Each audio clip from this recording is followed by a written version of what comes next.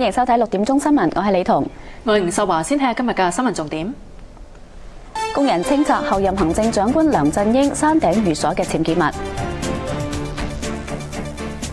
同大家講嘅都係實情。呢個呢係有嚴重疏忽嘅。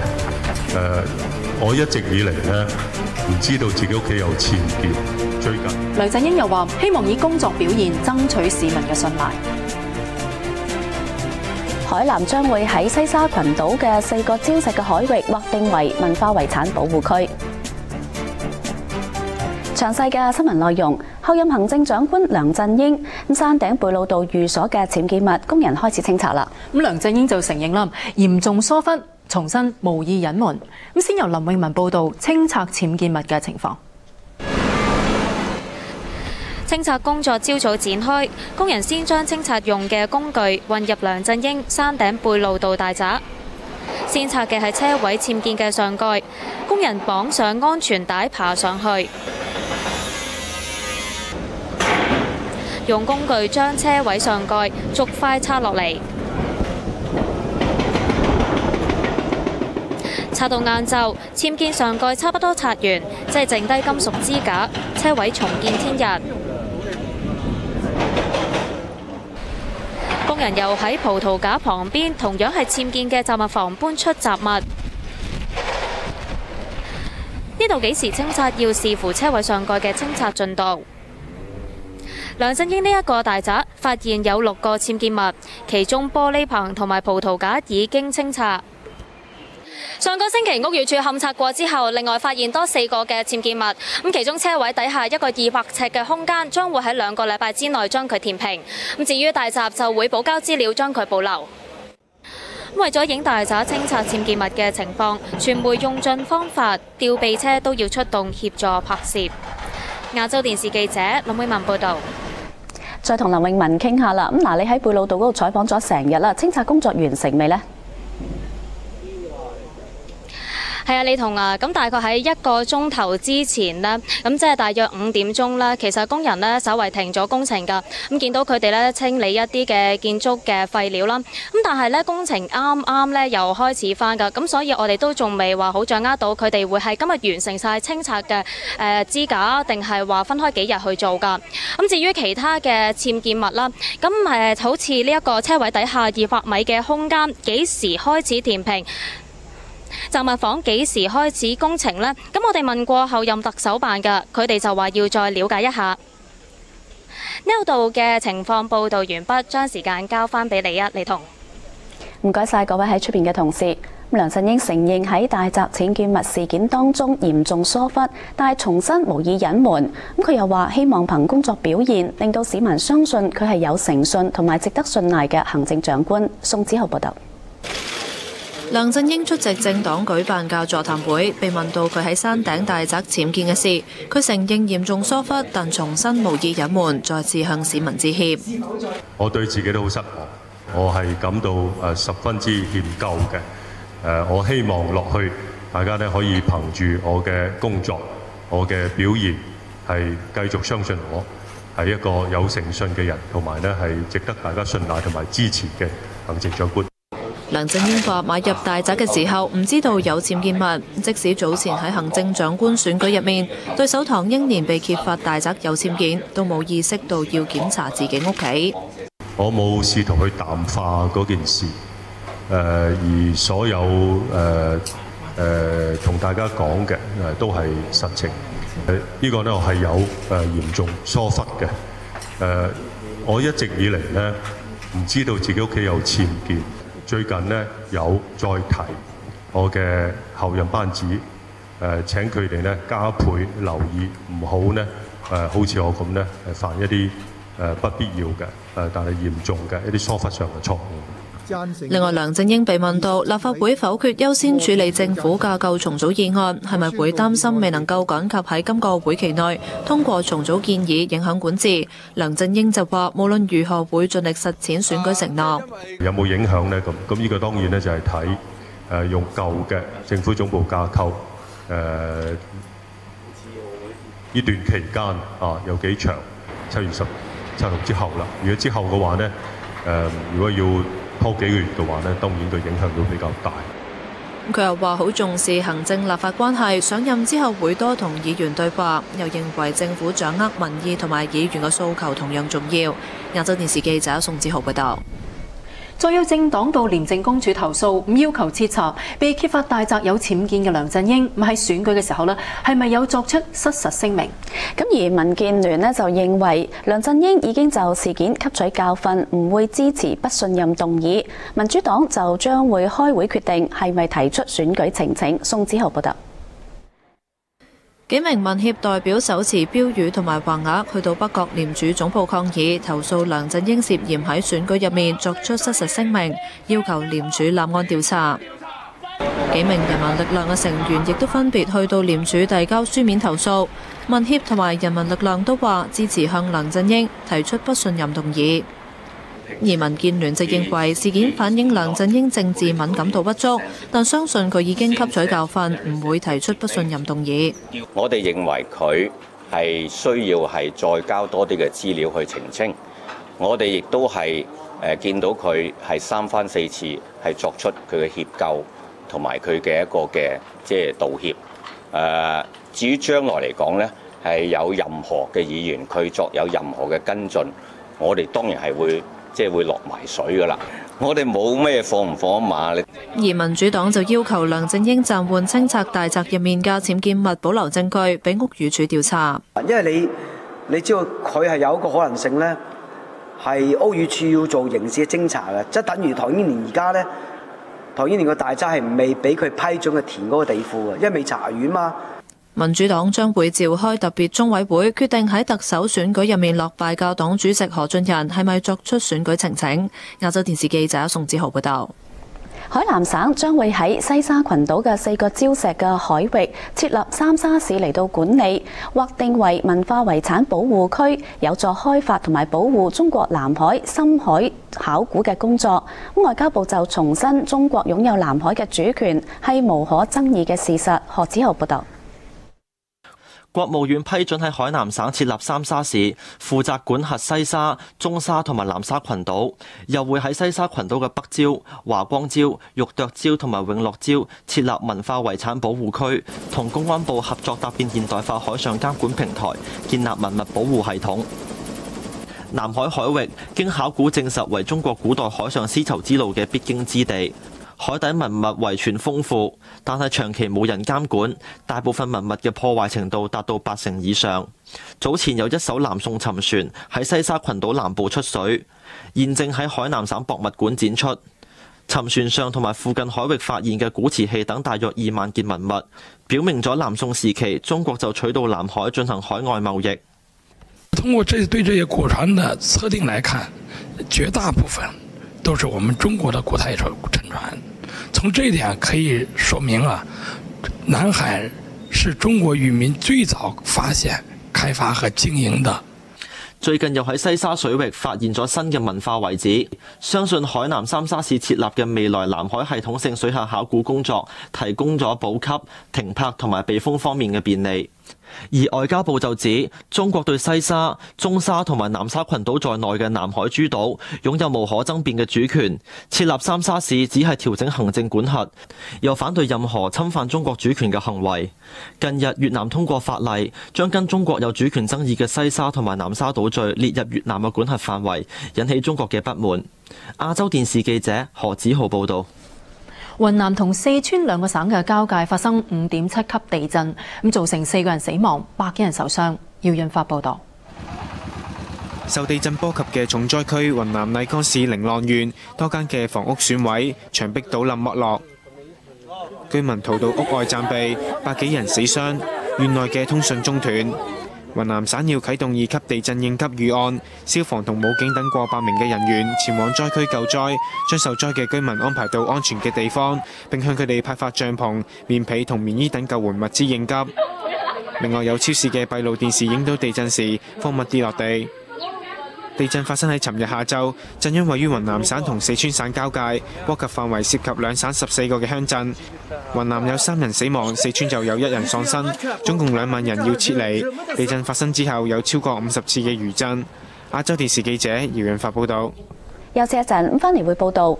曾蔭權話：外界指佢外訪開支過高，其實佢冇做錯，只係公眾期望轉變。立法會又再流會，可能要加開會議同埋通宵開會。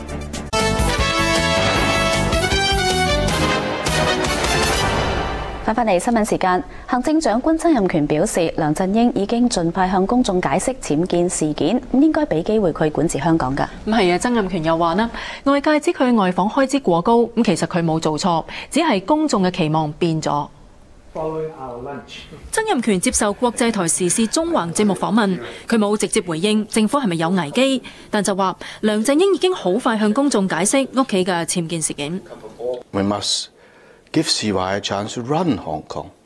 I think he has tried his very best to be candid and explain how these things happened, and that he's tried to make amends as quickly as possible.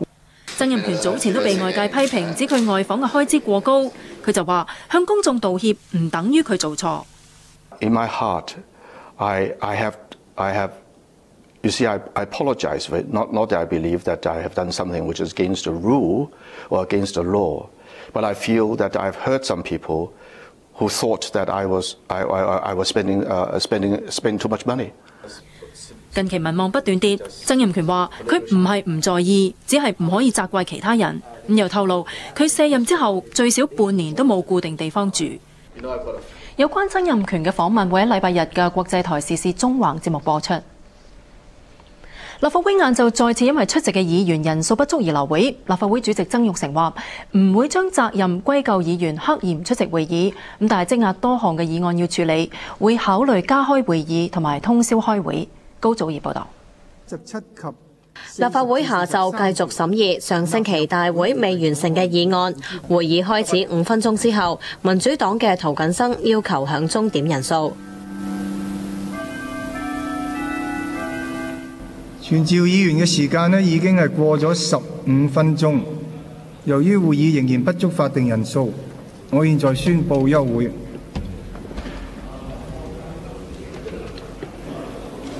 呢一個時候，人民力量嘅陳偉業先至步入會議廳。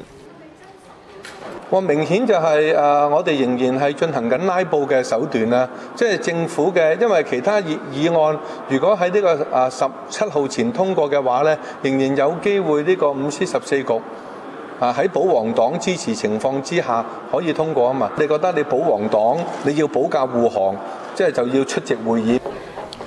會議因為欠缺一位議員出席而流會，民建聯嘅葉國謙話感到極之憤怒。但陳偉業議員係並冇入去嘅，淨係得29位，而變成咗流會。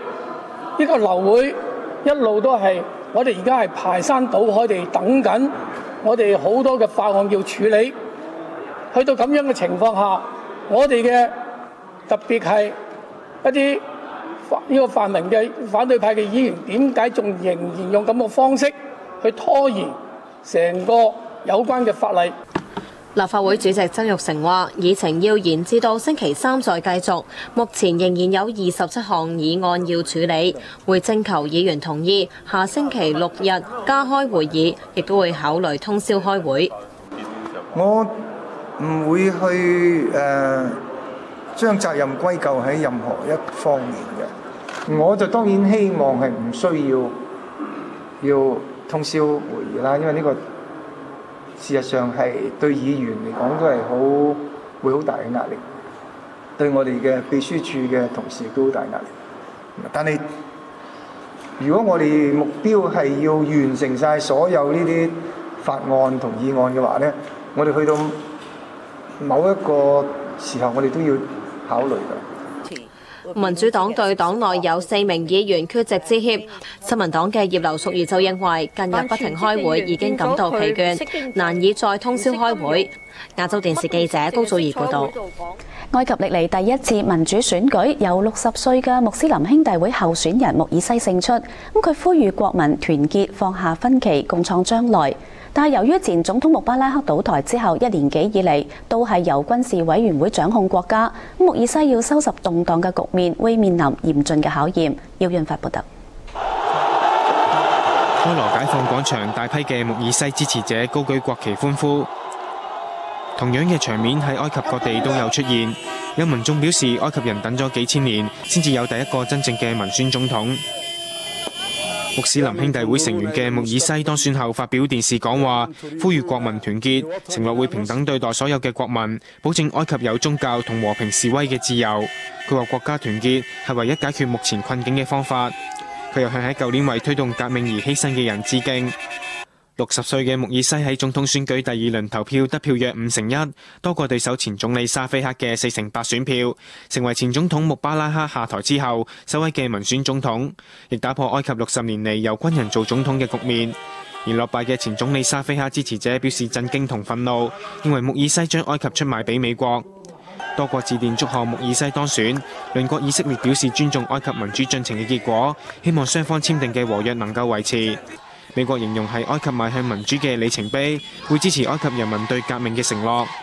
穆爾西曾經喺美國讀書，佢嘅政治理念得到西方國家嘅支持，但喺前總統穆巴拉克倒台後1年幾以嚟都係由最高軍事委員會掌權，表面係要監管民主過渡，但軍方喺選舉前一連串動作，包括解散國會、容許士兵拘禁平民等，都明顯係要削弱總統嘅權力，軍方可以繼續掌權。穆爾西月底上台，要收拾人民革命之後社會嘅動盪局面，就要面對重重嘅困難。亞洲電視記者姚潤發報道。穆爾西聲言會採取包容政策，以爭取非宗教基督徒選。但佢嘅競選口號就提出伊斯蘭係解決問題嘅最好方法。有分析認為佢只係代表保守派嘅勢力，西方國家就擔心佢可能引用伊斯蘭原教旨主義管治埃及。再由姚潤發講下。1951年喺埃及北部尼羅河3個州東部省一個普通嘅家庭出世。穆爾西喺開羅大學拎到工程學學士同博士學位。82年喺美國加州大學攻讀博士，並喺當地任教。佢嘅5個仔女其中2個喺美國出世，拎到美籍。翻返去埃及之後，2000年當選國會議員。佢因為反對穆巴拉克嘅高壓措施，曾經多次被拘捕同監禁。穆爾西係穆斯林兄弟會政治分支自由公義黨嘅主席，但佢原本唔係兄弟會嘅首選代表，因為第一人選唔符合資格，先至由佢嚟頂上。今次獲選只係有象徵嘅意義，因為佢未能夠凝聚各界廣泛嘅支持。有分析認為，穆爾西支持民主，支持女性有平等權利，但就唔贊同女性參選總統。有呢種極端嘅見解，令人擔心佢只係代表老一派嘅保守主義。佢嘅競選口號伊斯蘭係解決問題嘅最好方法，顯示佢有可能引進伊斯蘭原教旨主義治國。不過佢喺電視講話入邊表明尊重所有嘅國際條約，顯示佢向世界表明要和平。佢會尊重喺1979年同以色列簽訂嘅協議。亞洲電視記者姚潤發報道。歐洲呢係今個禮拜嘅焦點，你同我係啊，繼歐盟4大國上個星期同意用1300億歐元一籃子計劃刺激歐洲經濟增長之後呢，歐盟今個星期4將會舉行領導人峰會，希望得出解決歐債危機嘅方案，避免危機將全球嘅經濟拖落水，引發好似08年嘅金融海嘯。另一個焦點呢，就係足球迷期待嘅歐洲國家盃嘅決賽。係啊，今屆嘅歐洲盃嘅特色咧就係盡顯足球同埋政治係分唔開嘅。馮思玲講下。西班牙呢位女歌手喺上個月底嘅歐洲歌唱大賽輸咗，更加潑佢冷水嘅係賽前西班牙電視台有高層叫佢最好輸，因為贏嘅國家要俾數以10億元辦下一屆比賽，西班牙而家欠錢。歐洲歌唱大賽係全歐盛事，超過1億電視觀眾㗎。今屆有唱作人苦中作樂，作歌表達對債務危機嘅感受。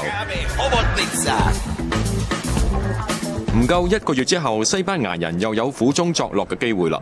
國家隊衛冕歐洲國家盃冠軍，表現比國家經濟就好好多啦。殺入4強，好似鬥牛勇士，戰意好高。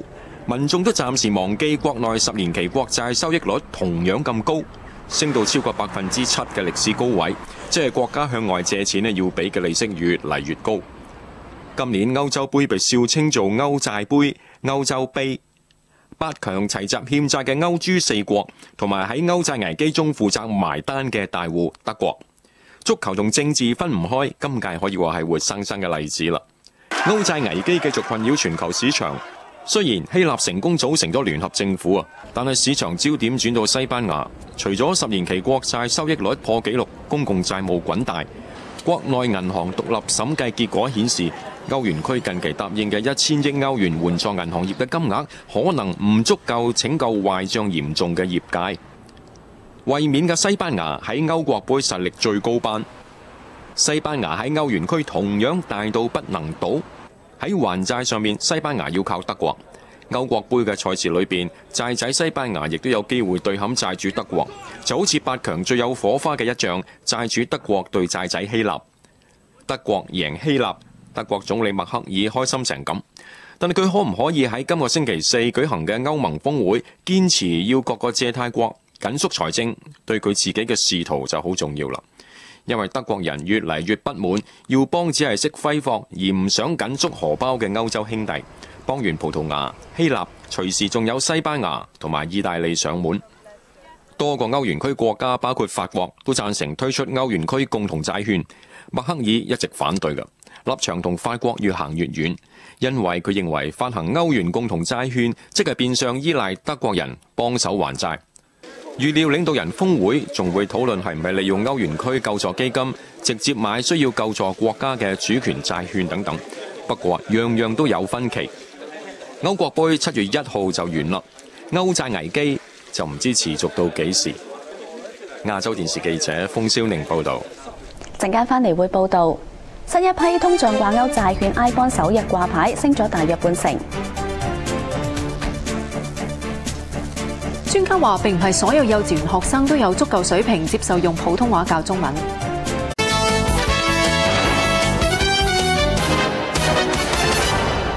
繼續新聞時間，新一批政府通脹掛鈎債券即係 iBond 第一日喺港交所掛牌，升幅唔及舊年第一批 iBond 只有半成，但有市場人士認為新一批 iBond 嘅回報仍然吸引，可以作長線投資。張浩然報導。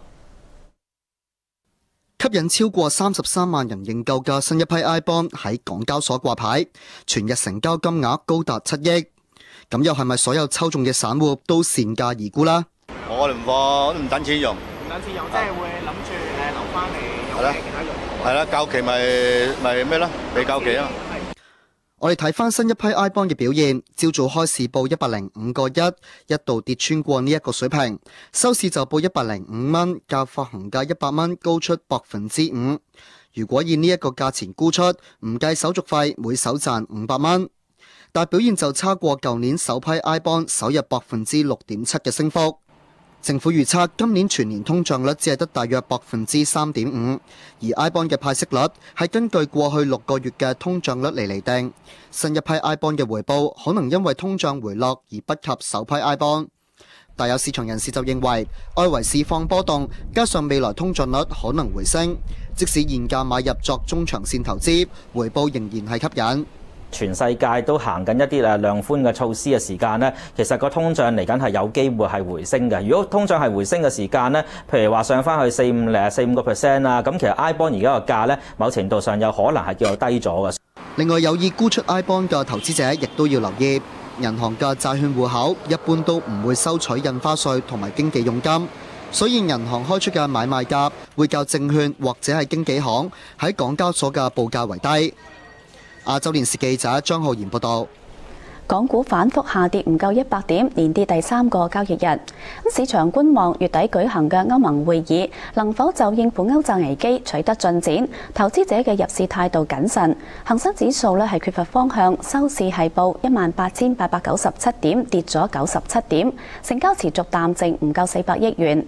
藍籌股就個別發展，匯控靠穩，華潤電力同埋電能實業都升超過1%，中煤能源就跌超過2%，係藍籌股中表現最差㗎。咁其他嘅資源股亦都受壓，三大石油股都向下，中石化跌超過2%。咁至於中資金融股呢，亦都係近乎全線下跌，建設銀行同埋工商銀行雙雙跌超過1%。繼續回歸系列，咁回歸到依家舉行咗4次立法會選舉，咁議會入面地區直選議席嘅比例呢增加到一半。咁回歸之後立法會有咩變化呢？由黃雅宇講下。唔理幾艱難。回歸後，立法會舉行咗4次選舉。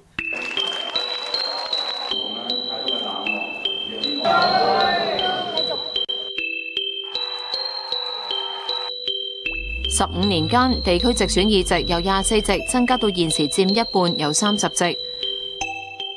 期間唔同政見派別曾經聯手喺經濟低迷間逼政府提出更多紓解民困嘅措施。10幾年間，唔少政治團體成立，議會出現唔同嘅派別，除咗幾大政團，亦都有獨立議員較鬆散嘅組成，同政府關係上粗略分為建制同泛民。呢一啲嘅發展對立法會議員履行職責有啲咩影響呢？回歸後一直出任議員嘅民建聯主席譚耀宗就感嘆，議會內最大嘅變化係文化上嘅轉變。我唔中意嗰樣嘢嘅時候，我會用千方百計各種方式嚟去阻延佢。咁唔係話呢，好啦，我哋傾到某個階段嘅時候，你嘅意見發表晒啦，正反嘅意見政府聽晒啦，最後揾個妥協出嚟啦，咁啊大家到時投票。同樣擔任議員多年，民主黨嘅張文光就覺得，回歸以嚟喺地區直選，全港一直維持5大選區，但係議席就不斷增加，每個議席嘅代表性都降低咗。政黨不斷拆細，代表性呢只係及於10至20個百分比。咁我覺得呢，缺乏一個主流民意嘅議會呢，佢係唔能夠構成咗一個好大嘅壓力，迫使政府呢係改變，或者對民意嘅順從。不過有學者就認為，回歸以嚟立法會發揮嘅作用不斷增強。過去呢15年呢，其實我哋喺某啲重要時刻裏邊呢，立法會議員其實都敢於用佢哋嘅權力及特權條例賦予俾佢嘅特權啦，或者立法會自己嘅權力咧去組成啲調查委員會。而政府大部分提上嚟嘅法案呢，我諗80%至90%咧都可以獲得通過嘅。不過唔好忘記咧，喺而家嘅政治環境裏邊呢，實際上政府嘅同時咧面對政治壓力咧，佢係擱置咗相當數目嘅法案。回歸15年，立法會由舊大樓搬到新大樓呢一度，議席數目亦都將會增加到70席。葉建文就相信，隨住議會內嘅選舉成分增加，議員會嚟自更加多唔同嘅派別，佢哋要考慮嘅民意亦都會更加多方面。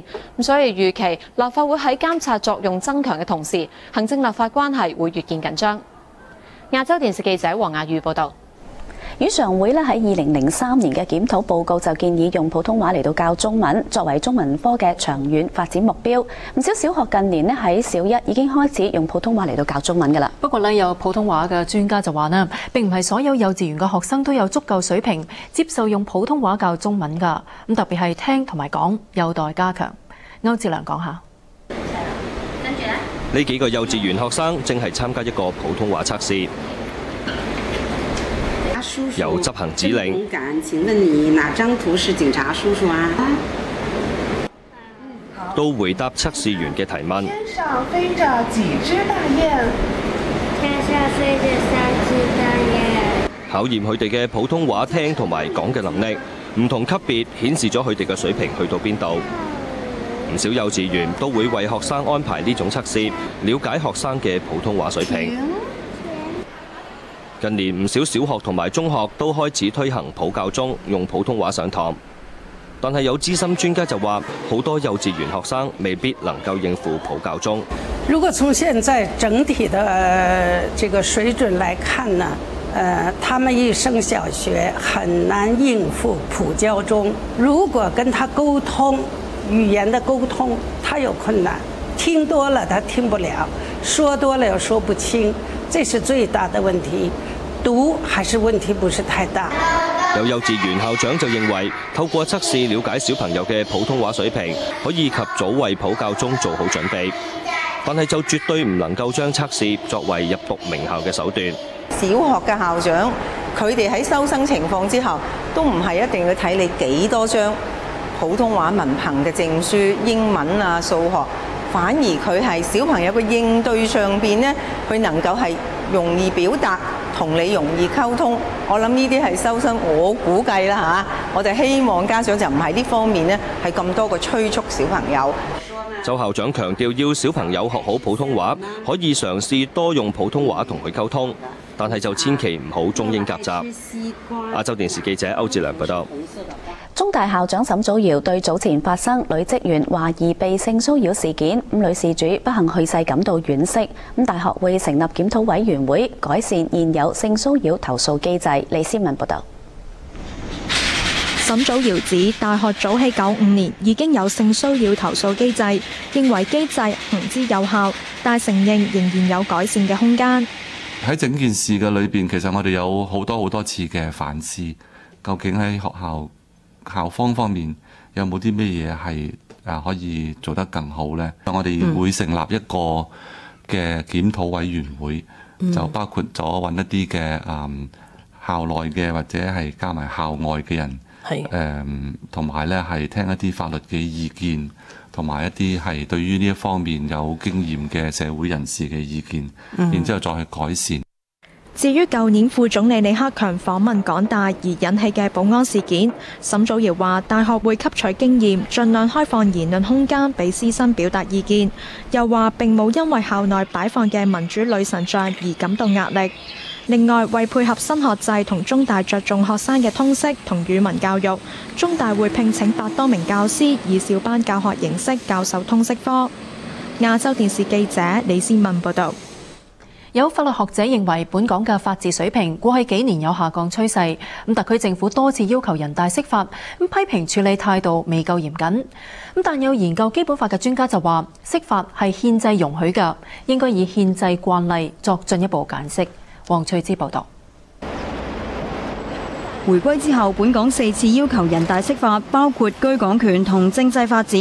有學者認為本港法治仍屬高水平，但有下降嘅趨勢，批評特區政府尋求釋法嘅態度未夠嚴謹。真係要去到非不必要時呢，其實都唔應該呢係隨便動用一個釋法呢一個咁樣嘅憲制，差唔多可以講就釋法係一個最後武器嚟嘅。特區政府對於釋法嗰樣嘢，至少我個人意見咧，佢唔達到得到咧，就係真係去到非不必要時咧，佢就先至動用，而係反而就係咧便利嘅就動用。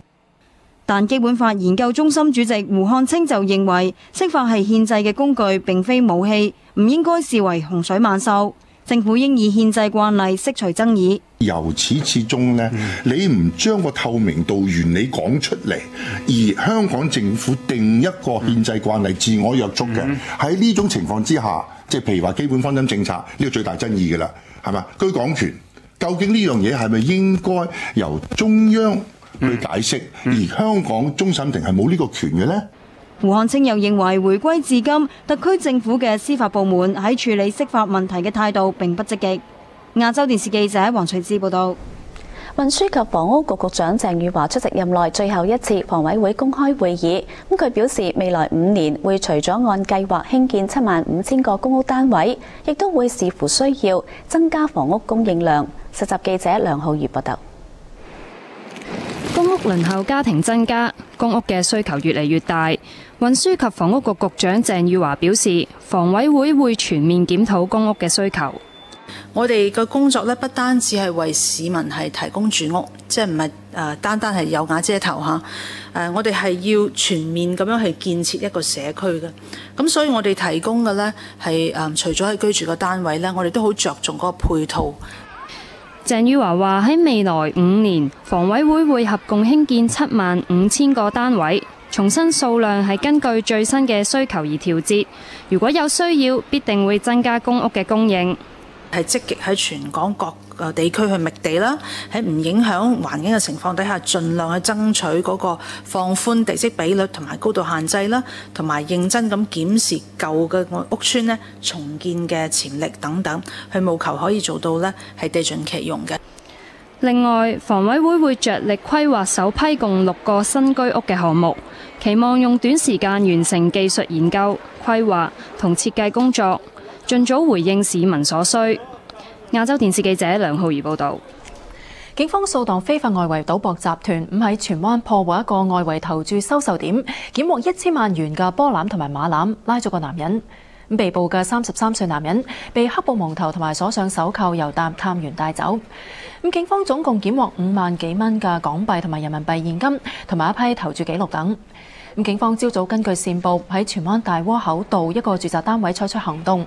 初步調查話，呢個投注收售點運作9個月，非法收受電話投注足球賽事同埋賽馬。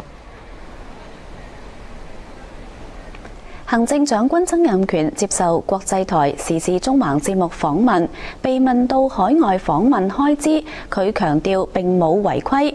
佢亦都講到其他嘅問題，我哋聽日會再報導㗎。華南近日落暴雨，其中福建發生災情，閩江水位上漲，多處地方水浸。由實習記者鄭永儀報導。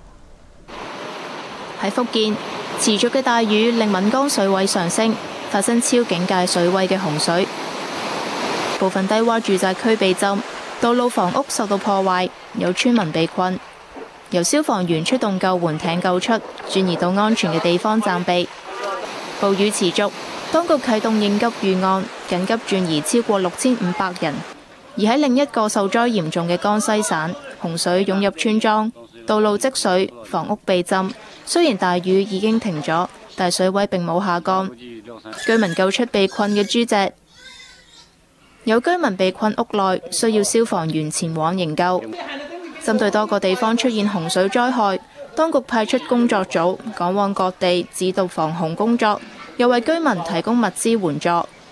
華南近日暴雨成災，導致1人死亡、8人失蹤，7000幾間房屋倒塌，71萬人受災。亞洲電視記者鄭永儀報導。